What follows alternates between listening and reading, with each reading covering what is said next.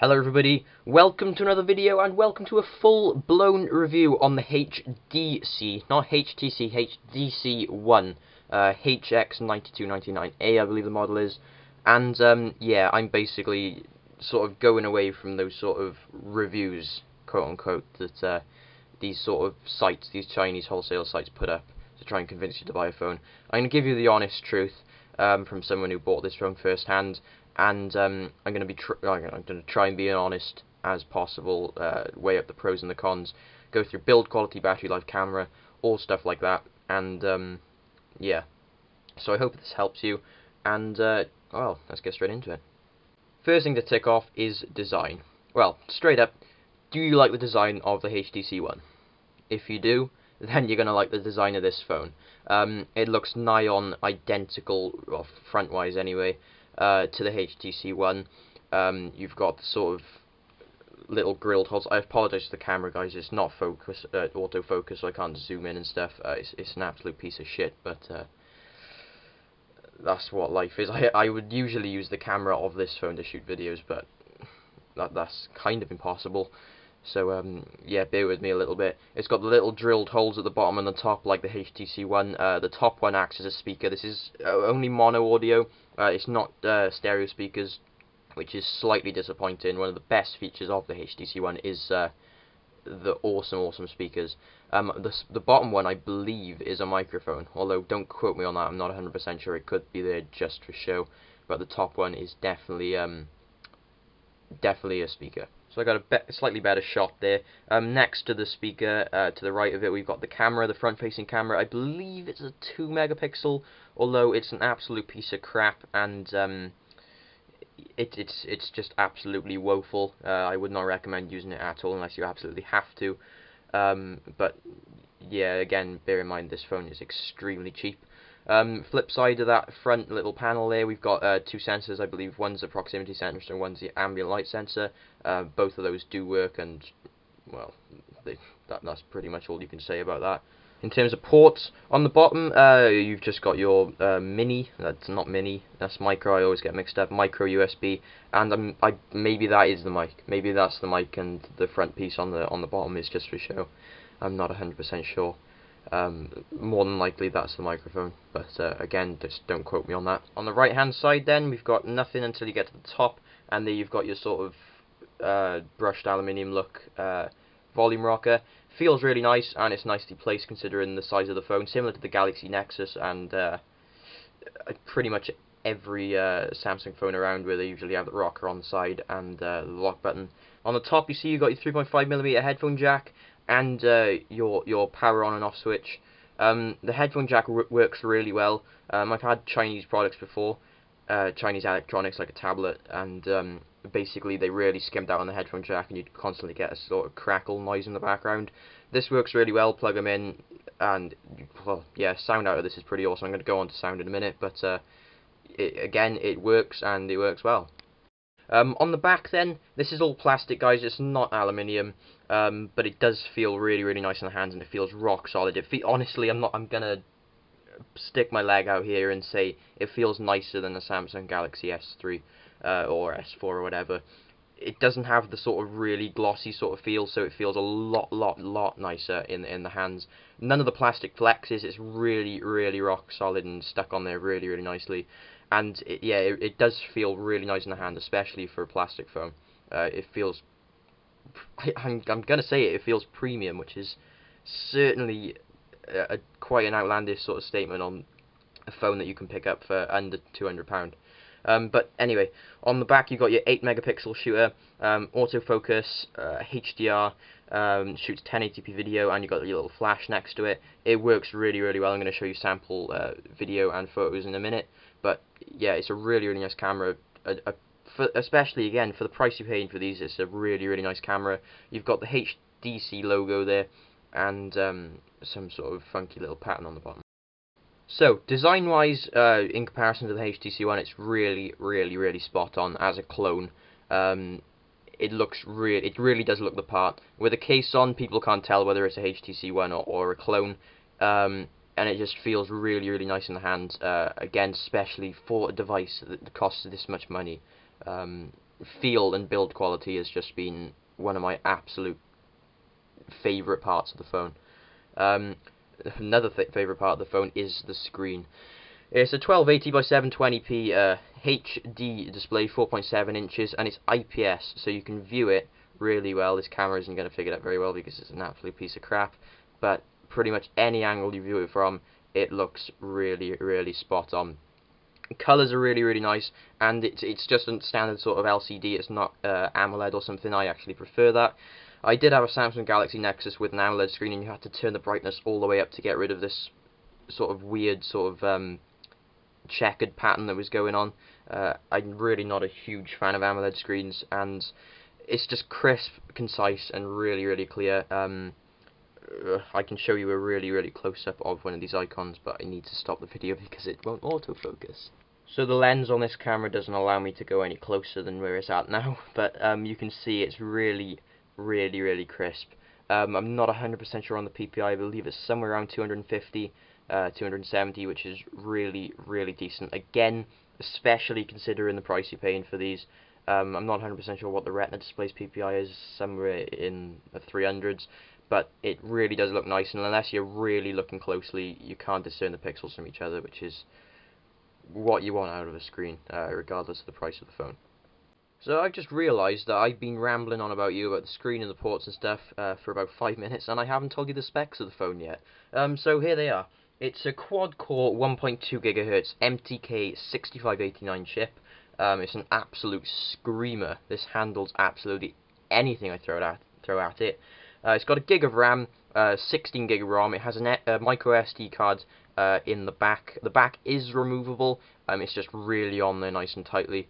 I like that because how often are you going to be taking the back off the phone? It's running 4.2.1 Jellybean. If I just show you that now, tap that a bunch of times, and there we go. 4.2.1 Jellybean. It's stock Jellybean, which is really, really nice. What else has it got? It's 3G. So you can run 3G data on here. It's pretty much to be expected from any phone, regardless of the price point now, though. And it runs on micro SIM cards, same as what the iPhone 4S. I'm not 100% sure on Android side of things, but micro SIM, nice and small, pretty much the norm nowadays in the smartphone world. And I believe I said this earlier, but it's 137 grams, which I believe is exactly the same as what the HTC One weighs, which is really, really nice. Attention to the detail. It's got 3 capacitive buttons on the front, back, home, and menu. So basically that does what it says on the tin. Back goes back, home takes you home, and that gives you settings. If you hold down the home button, it brings up your multitasking. If you hold down the home button, it brings up Google Now, which is quite nice. And yeah, they all work. I would have preferred to have a dedicated multitasking button, but again, the capacitive buttons, you can't swap them out for new ones, and you can't have everything. But yeah, specs are really, really quite incredible. This thing absolutely screams. I'm going to show you benchmarks now in a minute, but absolutely anything to throw at it. One of the most important things to me is navigating the device. Android is infamous, not so much now with Jellybean and now KitKat, but it's infamous for being laggy. But this is as smooth as you get. Navigating menus, again, this is only 24 frames a second because this camera's again a piece of absolute crap. But navigating menus, it doesn't drop a frame anywhere. Pretty much anywhere throughout the standard sort of Android UI, and in any apps like Facebook. Scrolling's really, really nice. If I go into music, you can scroll down, scroll down, scroll down. You can really, really push it and try and make it lag, and it doesn't. So yeah, there's no lag here whatsoever navigating the menus. It's a really, really pleasant experience. Yeah, that's pretty much all that can be said about Android in itself and how it runs it. But yeah, let's go into benchmarks. So let's test. I'm going to speed up time now, and I'm going to shut up for a minute.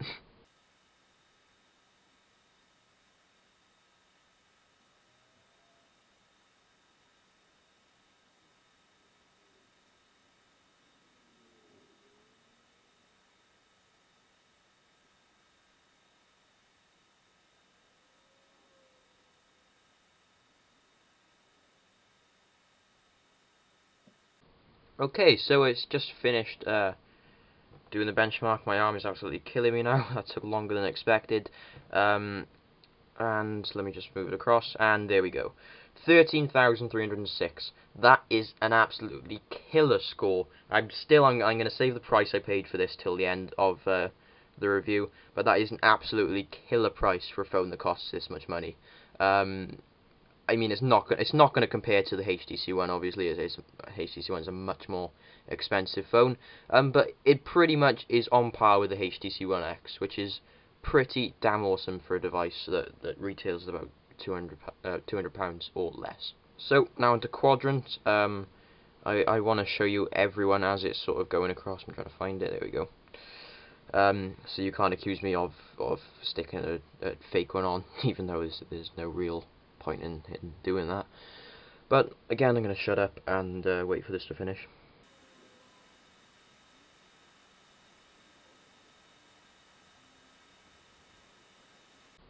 Okay, so here we go.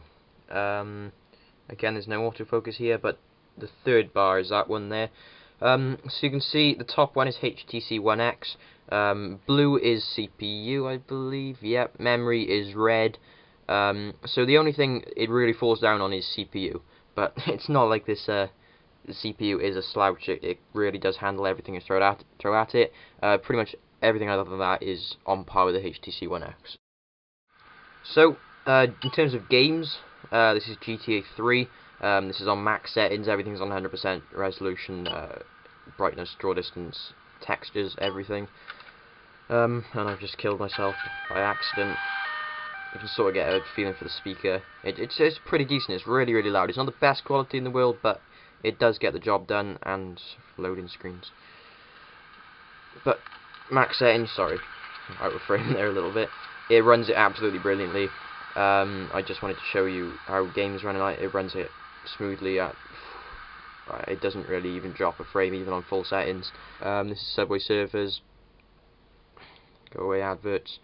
Runs it brilliantly, as you'd expect. Not a drop frame. The camera again doesn't show up screens very well, but it runs it absolutely brilliantly. So for gaming, it's absolutely fine. It's got a really, really nice display, as I said before, IPS 4.7 inches HD.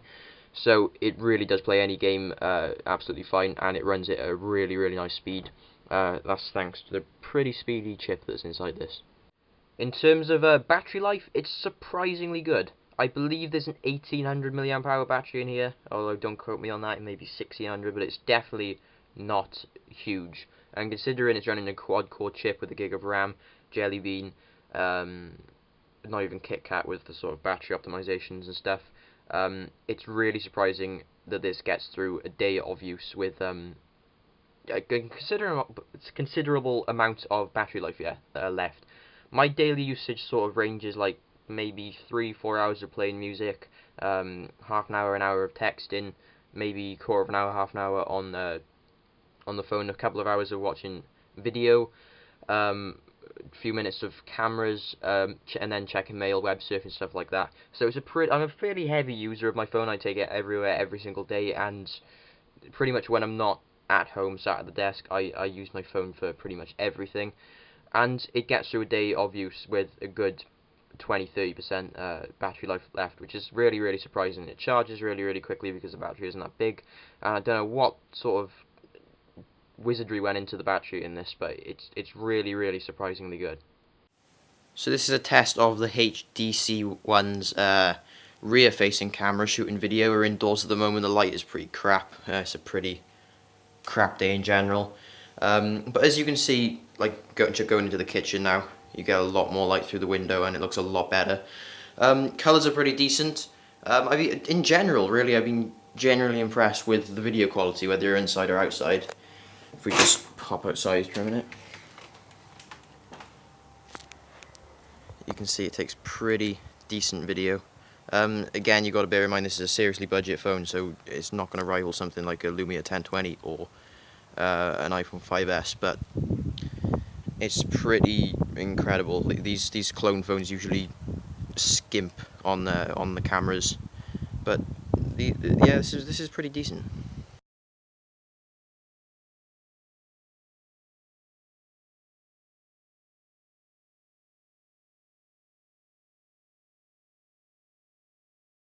So I didn't bother doing a front-facing camera test because it is just depressing, quite honest.